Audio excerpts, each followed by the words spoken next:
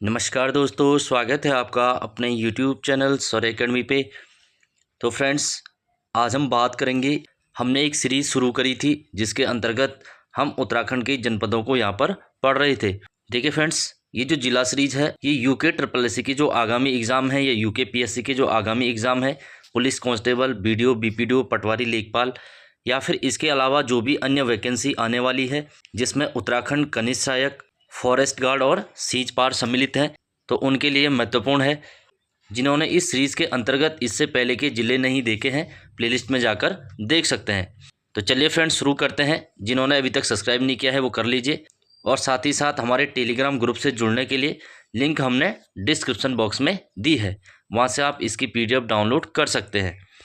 तो आज का जो हमारा ज़िला होगा, जिला बागेश्वर, जिसके अंतर्गत हम बागेश्वर से संबंधित जो भी तथ्य एग्ज़ाम में आते हैं उनको पढ़ते हुए चलेंगे। देखिए फ्रेंड, जिला बागेश्वर की अगर बात करें तो सबसे पहले इसमें बागेश्वर जनपद का जो इतिहास है उसके बारे में जानेंगे, उसके बारे में पढ़ेंगे।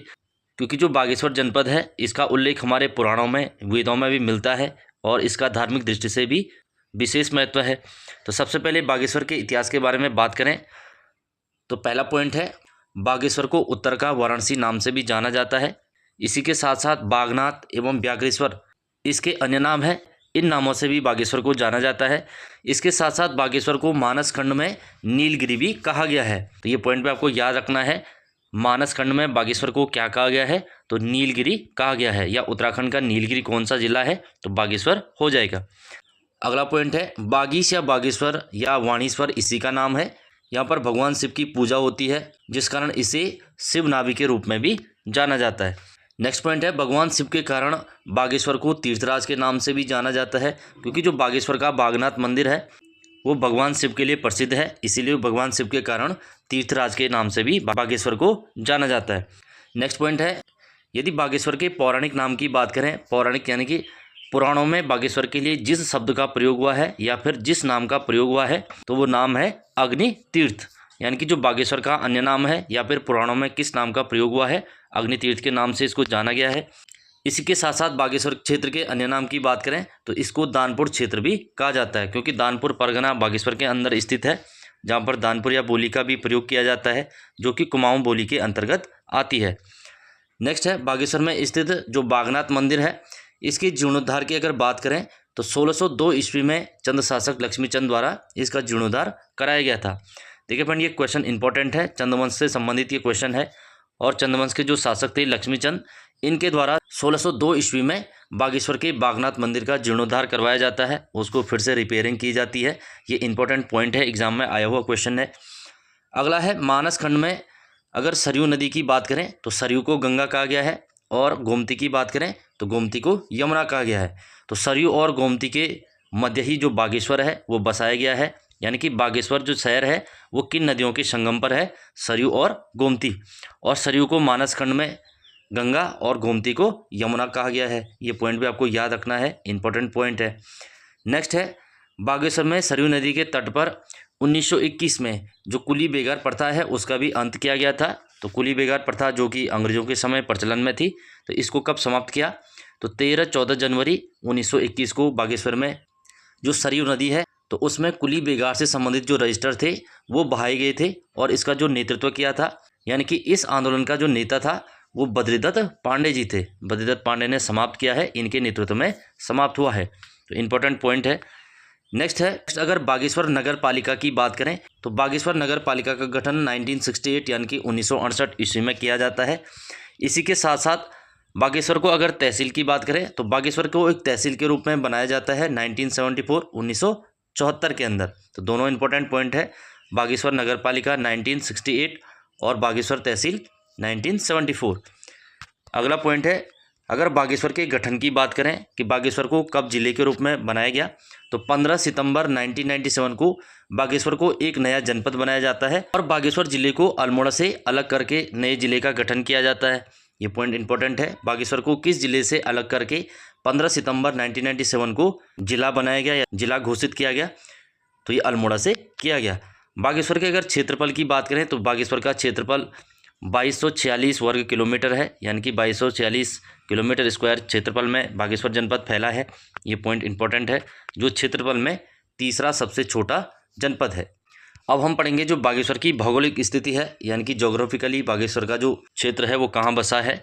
इसमें पहला पॉइंट है, जो बागेश्वर है सरयू एवं गोमती नदी के संगम पर स्थित है, जैसे कि हमने बताया है।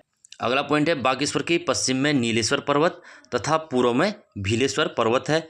और उत्तर की बात करें तो उत्तर में सूरजकुंड और दक्षिण की बात करें तो दक्षिण में अग्निकुंड स्थित है। ये दोनों पॉइंट आपको याद रखने हैं। जो बागेश्वर शहर है वो किन पर्वतों के मध्य बसाया गया है, तो नीलेश्वर पश्चिम में और भीलेश्वर जो पर्वत है वो पूर्व में है, इन्हीं के मध्य बागेश्वर स्थित है। और किन नदियों के संगम पर, सरयू और गोमती नदी के संगम पर। तो ये पॉइंट आपको याद रखने हैं। नेक्स्ट है, बागेश्वर जिले के क्षेत्रफल की अगर बात करें तो 2246 वर्ग किलोमीटर क्षेत्रफल में ये फैला है और इसको अल्मोड़ा से अलग करके जिला बनाया गया था। ये इंपॉर्टेंट पॉइंट है। अगला है, बागेश्वर जिला राज्य का तीसरा सबसे छोटा जिला है। अगर क्षेत्रफल की बात करें तो राज्य का तीसरा सबसे छोटा जिला है।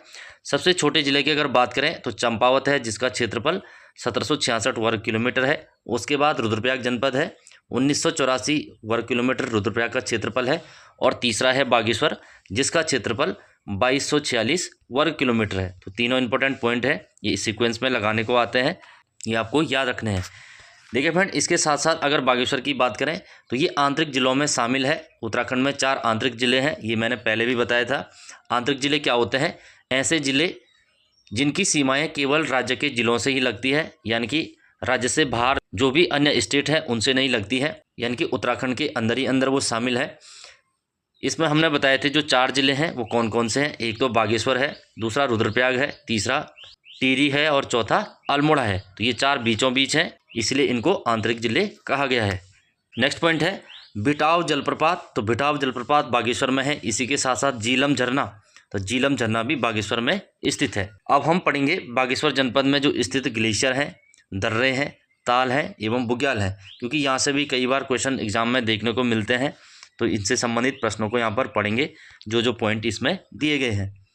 पहला है पिंडारी ग्लेशियर, जो कि राज्य का दूसरा बड़ा ग्लेशियर है। ये ग्लेशियर बागेश्वर और चमोली के मध्य फैला है और इसके क्षेत्रफल की बात करें तो यह ग्लेशियर 30 किलोमीटर लंबा और 400 मीटर चौड़ा है। देखिए फ्रेंड, जब मैंने जिला उत्तरकाशी पढ़ाया था उसमें मैंने बताया था राज्य का सबसे बड़ा जो ग्लेशियर है वो गंगोत्री ग्लेशियर है, जिसके क्षेत्रफल की मैंने बात करी थी। 30 किलोमीटर लंबा और 2 किलोमीटर चौड़ा है, जो कि राज्य का सबसे बड़ा ग्लेशियर है। दूसरे ग्लेशियर की बात करें तो दूसरा पिंडारी है और जो गंगोत्री है वो गढ़वाल का सबसे बड़ा ग्लेशियर है ना। और कुमाऊं के सबसे बड़े ग्लेशियर की बात करें तो वो मिलम ग्लेशियर है, जो कि पिथौरागढ़ जनपद में स्थित है। पिंडारी ग्लेशियर बागेश्वर और चमोली में है, इसीलिए कुमाऊं का नहीं होगा, क्योंकि ये गढ़वाल और कुमाऊं दोनों में आता है। यहाँ पर सिर्फ क्वेश्चन ये आता है कि राज्य का दूसरा बड़ा ग्लेशियर कौन सा है, तो वो पिंडारी ग्लेशियर हो जाएगा। यदि इस टाइप से क्वेश्चन है कि राज्य का सबसे बड़ा ग्लेशियर तो वो गंगोत्री ग्लेशियर, गढ़वाल का सबसे बड़ा ग्लेशियर तो वो गंगोत्री ग्लेशियर और कुमाऊं का सबसे बड़ा ग्लेशियर तो मिलम ग्लेशियर हो जाएगा, जो कि पिथौरागढ़ में स्थित है। नेक्स्ट पॉइंट की अगर हम बात करें, जो पिंडर नदी निकलती है वो पिंडारी ग्लेशियर से निकलती है। और पिंडारी ग्लेशियर कहाँ पर स्थित है, तो ये बागेश्वर में स्थित है। और पिंडर किसकी सहायक है, पिंडर अलकनंदा की सहायक है, जो कि कर्णप्रयाग में अलकनंदा से संगम करती है। यहीं पर इसको कर्णगंगा के नाम से भी जाना जाता है। नेक्स्ट है कफनी, मैकतौली, सुंदरडूंगा, सुखराम ग्लेशियर, तो ये सारे कहाँ पर स्थित हैं, तो बागेश्वर में स्थित हैं। अगला पॉइंट है देवी कुंड। तो देवी कुंड जो कि एक ठंडे पानी का कुंड है और सुंदरडूंगा जो हिमनद है उसी के पास स्थित है, तो इसीलिए ठंडे पानी का कुंड है और बागेश्वर में स्थित है। और सुंदरडूंगा ग्लेशियर के साथ साथ एक दर्रा भी है जो चमोली और बागेश्वर के मध्य स्थित है, यानी कि बागेश्वर से चमोली को जोड़ने वाला जो दर्रा है सुंदरडूंगा है, एक सकरा रास्ता है। ट्रेल पास की अगर बात करें, जो ट्रेल पास दर्रा है विलियम ट्रेल के ये नाम पर है, जो कुमाऊं कमिश्नर हुए हैं। ट्रेल पास दर्रा बागेश्वर और पिथौरागढ़ के बीच स्थित है, यानी कि बागेश्वर से पिथौरागढ़ जाने वाला जो रास्ता है उसको किस नाम से जानते हैं, तो ट्रेल पास के नाम से जानते हैं। इसकी खोज की बात करें तो 1830 में कुमाऊं कमिश्नर विलियम ट्रेल थे, उनके द्वारा की गई। माना जाता है कि वो इस रास्ते बागेश्वर होते हुए पिथौरागढ़ गए थे, तो तभी इसकी खोज हुई थी। नेक्स्ट पॉइंट है गौरी उडियार। तो गौरी उडियार, इसी के साथ साथ सानी उडियार, ये कहाँ पर स्थित है, तो ये बागेश्वर जनपद में स्थित है। तो ये पॉइंट आपको याद रखने हैं। नेक्स्ट है कफनी बुग्याल, इसी के साथ साथ मनोहरी बुग्याल, तो ये बुग्याल भी बागेश्वर जनपद के प्रसिद्ध बुग्याल हैं। अगला पॉइंट है सुकुंडा ताल, इसी के साथ साथ हथछीना जलाशय। तो सुकुंडा ताल और हथछीना जलाशय ये भी बागेश्वर जनपद में स्थित हैं। इसी के साथ साथ अगर बात करें द्रोणोथल, द्रोणोथल का जंगल जो कि सानी उड्यार के पास स्थित है, तो द्रोणोथल का जंगल भी कहाँ पर है, जहाँ पर सानी उड्यार है बागेश्वर के अंदर, तो वहीं पर स्थित है। अगला हम पढ़ेंगे बागेश्वर जनपद के जो प्रमुख पर्यटक स्थल हैं, इनके बारे में भी क्वेश्चन आते हैं। कौन सा पर्यटक स्थल कहाँ पर स्थित है, तो ये पढ़ते हुए चलेंगे। इसमें सबसे पहला है पांडु स्थल, जो कि पांडवों के पिता पांडु के नाम पर है। ये गढ़वाल और कुमाऊं की सीमा पर स्थित है, जो कि एक रमणीक स्थल है। रमणीक यानी कि सबसे सुंदर स्थल इसको माना गया है पर्यटन के क्षेत्र से। तो ये कहाँ पर स्थित है, तो बागेश्वर में स्थित है। नेक्स्ट है सास बहू खेत, तो सास बहू खेत भी एक पर्यटक स्थल है जो कि बागेश्वर जनपद में स्थित है। इसके साथ साथ विजयपुर जो बागेश्वर जनपद में है, एक व्यू पॉइंट है, यानी कि ये भी पर्यटक के रूप में यहाँ पर जाना जाता है, तो ये भी बागेश्वर में स्थित है। अब हम पढ़ेंगे बागेश्वर जनपद का जो प्रसिद्ध स्थान है पर्यटन के लिए, सबसे अच्छा भी इसको माना गया है, कौसानी, जिसको महात्मा गांधी ने भारत का स्विट्जरलैंड कहा है। जब उन्होंने कुमाऊं की यात्रा की थी तो उस समय इन्होंने कौसानी को भारत का स्विट्जरलैंड कहा था। तो कौसानी के बारे में यहाँ पर पढ़ते हुए चलेंगे। कौसानी जो कि बागेश्वर जनपद में स्थित है और किन नदियों के संगम पर है, तो कोसी और गरुड़ गंगा के संगम पर कौसानी बसा हुआ है। जो कोसी नदी है वो कौसानी की धारपानी धार से निकलती है ना। इसी के साथ साथ जो गरुड़ गंगा है वो भी बागेश्वर से निकलती है। तो इनके इस मध्य कौन सा स्थान है, तो कौसानी स्थित है। देखिए फ्रेंड, कौसानी की अगर समुद्र तल से बात करें तो 1890 मीटर की ऊंचाई पर यह स्थित है। और इसके इतिहास के बारे में बात करें कि इसका नाम कौसानी क्यों पड़ा, क्योंकि यह स्थान जो कौशिक मुनि थे उनकी तपस्थली थी, जिस कारण इसका नाम कौसानी पड़ गया। तो ये भी आपको याद रखना, कौशिक मुनि की तपस्थली होने के कारण कौसानी नाम दिया गया है। कौसानी जो कि बागेश्वर में स्थित है, कोसी और गरुड़ गंगा के संगम पर। अगला पॉइंट, अगर कौसानी के बारे में बात करें तो ये पिंगनाथ पहाड़ी पर बसाया गया है, यानी कि पिंगनाथ पहाड़ी पर स्थित एक पर्यटक नगर है। और इसके संस्थापक यानी कि इसकी स्थापना का श्रेय जाता है हेनरी रैमजे, जो कि कुमाऊं कमिश्नर हुए हैं। उन्होंने ही पिंगनाथ पहाड़ी पर कौसानी को बसाया था। अगला पॉइंट है, कौसानी के पुराने नाम की बात करें तो इसका पुराना नाम बलना था और कौसानी को कुमाऊं के गहने के रूप में भी जाना जाता है। कुमाऊं का गहना कौसानी हो जाएगा, ये आपको याद रखना है। नेक्स्ट पॉइंट है, ब्रिटिशों के समय 1929 में महात्मा गांधी ने कुमाऊं की यात्रा की थी, जिसमें वो कौसानी आए और कौसानी में उन्होंने 12 दिन तक प्रवास किया था, यानी कि 12 दिन तक वो कौसानी में रुके थे। ये भी आपको याद रखना है। महात्मा गांधी कौसानी कब आए थे, तो 1929 में, और कितने दिन निवास किया था, तो 12 दिन निवास किया था। देखिए फ्रेंड, गांधी जी ने कौसानी में ही गीता की भूमिका पर एक अनासक्ति योग नाम से लेख लिखा था और यहीं पर उन्होंने अनासक्ति आश्रम की भी स्थापना की थी। तो अनासक्ति आश्रम कहाँ पर स्थित है, तो कौसानी बागेश्वर में स्थित। देखिए फ्रेंड, महात्मा गांधी ने यहीं पर यानी कि कौसानी में ही एक पुस्तक लिखी है, यंग इंडिया।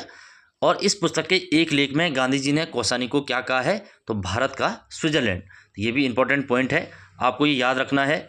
कौसानी को भारत का स्विट्जरलैंड किसने कहा है, तो महात्मा गांधी ने कहा है। किस पुस्तक में कहा है, तो यंग इंडिया पुस्तक में कहा है। और कौसानी कब आए थे, तो 1929 में आए थे। 12 दिनों तक इन्होंने यहाँ पर निवास किया था। अगला पॉइंट है, गांधी जी की जो शिष्या थी जिनका नाम था सरला बहन, इन्होंने 1941 में कौसानी में ही लक्ष्मी आश्रम की स्थापना भी की थी। ये भी इंपॉर्टेंट पॉइंट है, ये याद होना चाहिए। लक्ष्मी आश्रम की स्थापना गांधी जी की जो शिष्या थी सरला बहन, इन्होंने कब की है, तो 1941 में कौसानी में की है। देखिए फ्रेंड, यदि सरला बहन के मूल नाम की बात करें तो ये इंग्लैंड की निवासी थी और इनका मूल नाम कैथरीन हेलामाइन था, कैथरीन हेलामाइन। तो ये पॉइंट भी आपको याद रखना है, सरला बहन का मूल नाम क्या था, तो कैथरीन हेलामाइन था। अगला पॉइंट इसमें पढ़ेंगे, जो सुमित्रा नंदन पंत है, हिंदी के छायावाद के एक कवि हुए हैं। काफ़ी महान कवियों में इनकी गणना की जाती है और इनसे एग्जाम में क्वेश्चन देखने को भी मिलते हैं।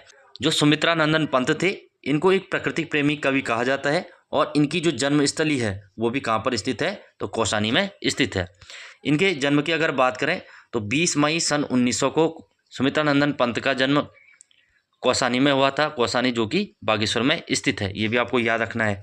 नेक्स्ट पॉइंट है, सुमित्रानंदन पंत जी की जो जन्मस्थली है, यानी कि जहाँ पर इनका जन्म हुआ था, उसका नाम है पंत वीथिका और वहीं पर इनका एक संग्रहालय भी स्थापित किया गया है। तो सुमित्रानंदन पंत का संग्रहालय कहाँ पर स्थित है, तो पंत वीथिका कौसानी बागेश्वर में स्थित है, जहाँ पर उनका जन्म हुआ था। अगर बात करें कि प्रसिद्ध लोक संगीतज्ञ गोपीदास, तो ये भी कौसानी से प्रभावित थे। जो गोपीदास हैं वो संगीत से संबंधित हैं। अगला है भकोट नामक स्थल, तो ये भी एक पर्यटक स्थल है जो कि कौसानी में स्थित है। तो ये पॉइंट आपको कौसानी के बारे में याद रखने हैं। अब हम पढ़ेंगे बागेश्वर जनपद में जो स्थित मंदिर हैं, क्योंकि मंदिरों से भी क्वेश्चन आते हैं, मेले से क्वेश्चन आते हैं, इनको भी पढ़ते हुए चलेंगे। पहला इसमें जो मंदिर है बागेश्वर के अंदर कमेड़ी देवी मंदिर, तो कमेड़ी देवी मंदिर कहाँ पर स्थित है, तो बागेश्वर में स्थित है। इसी के साथ साथ कोट भ्रामरी देवी, देखिए फ्रेंड जो ये कोट भ्रामरी देवी है इसका मंदिर बागेश्वर में स्थित है और ये कत्यूरियों की अष्टधात्री देवी थी। ये इंपॉर्टेंट पॉइंट है। कत्यूरी राजवंश की अष्टधात्री देवी कौन सी है, तो कोट भ्रामरी देवी है और जिनका मंदिर बागेश्वर में स्थित है। नेक्स्ट है भद्रकाली मंदिर, तो ये भी बागेश्वर जनपद में स्थित है, जो भद्रकाली शक्तिपीठ है। नेक्स्ट है धौलीनाग मंदिर, तो धौलीनाग मंदिर जो कि नागों की पुष्टि करता है, यानी कि नाग राजवंश से ये संबंधित है, तो ये बागेश्वर में स्थित है। नेक्स्ट है श्री हरु मंदिर, तो बागेश्वर की चामी गांव में स्थित एक मंदिर है जिसका नाम है हरु मंदिर। देखिए फ्रेंड ये हरु मंदिर क्यों फेमस है, हरु मंदिर के ही जो प्रांगण है यानी कि उसका जो ग्राउंड है उसी में 1921 में पहली बार बद्रीदत्त पांडे ने लोगों से आग्रह किया था कि कुली बेगार प्रथा को समाप्त किया जाएगा। तो पहली बार जो कुली बेगार की सभा हुई थी तो बागेश्वर के चामी गांव के हरु मंदिर में हुई थी और इसी के बाद उत्तरायणी मेले के अवसर पर कुली बेगार प्रथा को समाप्त किया था। ये इंपॉर्टेंट मंदिर है, आपको याद रखना है। नेक्स्ट है पिनाकेश्वर महादेव मंदिर, तो पिनाकेश्वर महादेव मंदिर कौशानी के समीप स्थित है और कौशानी कहाँ पर स्थित है, बागेश्वर में स्थित है। नेक्स्ट है बैजनाथ मंदिर, ये इंपॉर्टेंट मंदिर है क्योंकि यहाँ से हर बार क्वेश्चन देखने को मिलते हैं। तो बैजनाथ मंदिर की बात करें तो ये गोमती और गरुड़गंगा के संगम पर स्थित एक मंदिर समूह है। इसके अन्य नामों की बात करें तो इसको बैजनाथ या वैद्यनाथ के नाम से भी जाना जाता है। इंपॉर्टेंट पॉइंट है, बैजनाथ या वैद्यनाथ कहाँ है, तो बागेश्वर में स्थित है। देखिए फ्रेंड बैजनाथ मंदिरों का जो जीर्णोद्धार है वो समय समय पर कत्यूरी और चंद, इसके साथ साथ जो गंगोली वंश पिथौरागढ़ के अंदर हुआ है तो उन्होंने करवाया है। और बैजनाथ मंदिर की अगर बात करें किसने बनवाया है, तो बैजनाथ में मंदिरों का निर्माण कत्यूरी शासक भूदेव ने करवाया है। ये भी इंपॉर्टेंट पॉइंट है, बैजनाथ में मंदिरों का निर्माण कत्यूरी शासक भूदेव थे, इनके द्वारा करवाया गया था। बाद में जो चंद आए, गंगोली आए, गोरखे सैनिक आए, उनके द्वारा भी इसका जीर्णोद्धार करवाया गया। अगला पॉइंट है जो बैजनाथ है तो यहाँ पर कत्यूरियों की राजधानी होने का प्रमाण भी मिलते हैं। पहले जोशीमठ के कार्तिकेयपुर में कत्यूरियों की राजधानी हुआ करती थी, बाद में गरुड़ बैजनाथ घाटी इन्होंने स्थापित की जिसका नाम कत्यूर घाटी था, तो वहीं पर कत्यूरियों की राजधानी स्थापित होती है। तो यहाँ से भी कत्यूरियों के जो राजधानी होने के प्रमाण हैं वो मिलते हैं। अब हम पढ़ेंगे बागेश्वर जनपद के प्रमुख त्यौहार एवं मेले, कौन कौन से मेले यहाँ पर आयोजित होते हैं, कौन कौन से त्यौहार आयोजित होते हैं। पहला है मूल नारायण का मेला, तो मूल नारायण का मेला बागेश्वर के शिखर पर्वत में लगता है। तो शिखर पर्वत कहाँ पर है, तो बागेश्वर में स्थित है। नेक्स्ट है माँ भद्रकाली मेला, तो भद्रकाली जो शक्तिपीठ है बागेश्वर के अंदर, और वहाँ पर एक गुफा है, जैसे हमने गुफा में अभी पढ़ा है सानी उडियारिया सानी गुफा, तो उसी के नज़दीक इस मेले का आयोजन होता है। नेक्स्ट है पिनाथ मेला, तो पिनाथ मेला भी बागेश्वर के अंदर लगता है, यानी कि बागेश्वर जनपद में आयोजित होता है। नेक्स्ट है कोट माई का मेला, तो जो कोट भ्रामरी मंदिर है वहीं पर कोट माई का मेला आयोजित होता है बैजनाथ के अंदर। और इस कोट माई मंदिर को कत्यूरी काल में रणचूला कोट के नाम से जानते थे, यानी कि जो बैजनाथ के अंदर कोट माई स्थान है और यहीं पर मेला भी लगता है, इसको रणचूला कोट के नाम से जानते थे, जहाँ पर अशांति देव की राजधानी हुआ करती थी। जो अशांति देव कत्यूरी हुआ है उसकी राजधानी कहाँ थी, रणचूला कोट स्थित थी। अब हम पढ़ेंगे जो बागेश्वर का सबसे प्रसिद्ध मेला है उत्तरायणी मेला, इसके बारे में पढ़ेंगे। देखिए फ्रेंड उत्तरायणी मेले की अगर बात करें तो यह मकर संक्रांति के अवसर पर सरयू नदी के तट पर लगता है, जो कि बागेश्वर जनपद में आयोजित होता है। नंबर 2 इसके बारे में जो पॉइंट है, प्राचीन समय में जो उत्तरायणी मेला है इसको 9 लाख की उत्तरायणी के नाम से भी जाना जाता है। तो किस मेले को 9 लाख की उत्तरायणी के नाम से जाना जाता है, तो उत्तरायणी मेले को जाना जाता है। और यह उत्तरायणी मेला कुमाऊं क्षेत्र का सबसे बड़ा मेला है। ये पॉइंट भी आपको याद रखना है, कुमाऊं क्षेत्र का सबसे बड़ा मेला कौन सा है, तो उत्तरायणी मेला यहाँ पर हो जाएगा। नेक्स्ट है 1929 में गांधी जी जब कुमाऊं की यात्रा करते हैं या कौसानी आते हैं, उसके बाद ये उत्तरायणी मेले में भी शामिल होते हैं और इसी अवसर पर ये स्वराज मंदिर की भूमि का शिलान्यास करते हैं। जो स्वराज मंदिर बाद में बनवाया जाता है तो उसकी भूमि का शिलान्यास कौन करते हैं, तो महात्मा गांधी 1929 में करते हैं। तो स्वराज मंदिर कहाँ है, तो ये भी बागेश्वर में स्थित है। नेक्स्ट है उत्तरायणी मेले के अगर जिक्र की बात करें तो सबसे पहले उत्तरायणी मेले का उल्लेख कहाँ मिलता है, तो 1905 में एक पुस्तक लिखी जाती है जिसका नाम था होली हिमालय। तो इस पुस्तक में इसका जिक्र सबसे पहले शरमन ओकले द्वारा किया गया था। तो ये पॉइंट भी याद रखना है, किस पुस्तक में सबसे पहले उत्तरायणी मेले का जिक्र मिलता है, तो होली हिमालय में उत्तरायणी मेले का जिक्र मिलता है, जो कि 1905 में शरमन ओकले द्वारा लिखी गई थी। नेक्स्ट पॉइंट है उत्तरायणी मेले में अगर नृत्य की बात करें तो उत्तरायणी मेले में चांचरी नृत्य यहाँ पर किया जाता है, ये भी आपको याद रखना है, चांचरी नृत्य। देखिए फ्रेंड, चांचरी नृत्य चांदनी रात में किया जाने वाला नृत्य है। तो चांदनी रात में कौन सा नृत्य किया जाता है? तो चांचरी नृत्य यहाँ पर किया जाता है।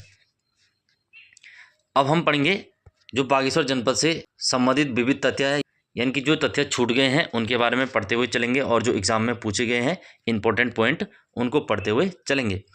सबसे पहले है मज कुमैया बोली। तो मज कुमैया बोली ये गढ़वाल और कुमाऊं की सीमा पर बोली जाती है, यानी कि बागेश्वर और चमोली के मध्य कौन सी बोली बोली जाती है? तो मज कुमैया बोली बोली जाती है, जो कि कुमाऊनी बोली के अंतर्गत आती है। नेक्स्ट है मोहन सिंह मेहता। मोहन सिंह मेहता का संबंध भी बागेश्वर जनपद से है। देखिए फ्रेंड, अगर हम मोहन सिंह मेहता की बात करें तो स्वतंत्रता आंदोलन के लिए जेल जाने वाले उत्तराखंड के पहले व्यक्ति कौन थे? तो मोहन सिंह मेहता थे। तो 1921 में ये जेल गए थे, ये भी आपको याद रखना है। उत्तराखंड से जेल जाने वाले पहले व्यक्ति तो मोहन सिंह मेहता बागेश्वर जनपद से संबंधित है। नेक्स्ट है सेवानाऊ नौला। तो सेवानाऊ नौला की अगर बात करें तो ये भी बागेश्वर जनपद में स्थित है। नौला क्या होता है? तो जो बावड़ी होती है, यानी कि पानी के जो कुएँ होते हैं, तो वही क्या है? नौला होता है। तो एक स्थान है सेवानाऊ, तो सेवानाऊ नौला बागेश्वर में स्थित है। नेक्स्ट है बागेश्वर को उत्तराखंड का नीलगिरी भी कहा जाता है। जैसे मैंने बताया है, मानसखंड में बागेश्वर को क्या कहा गया है? तो नीलगिरी नाम से संबोधित किया गया है। अगला पॉइंट है स्वतंत्रता संग्राम के दौरान जेल जाने वाली जो उत्तराखंड की पहली महिला थी बिश्नी देवी शाह, तो ये भी बागेश्वर जनपद से संबंधित है।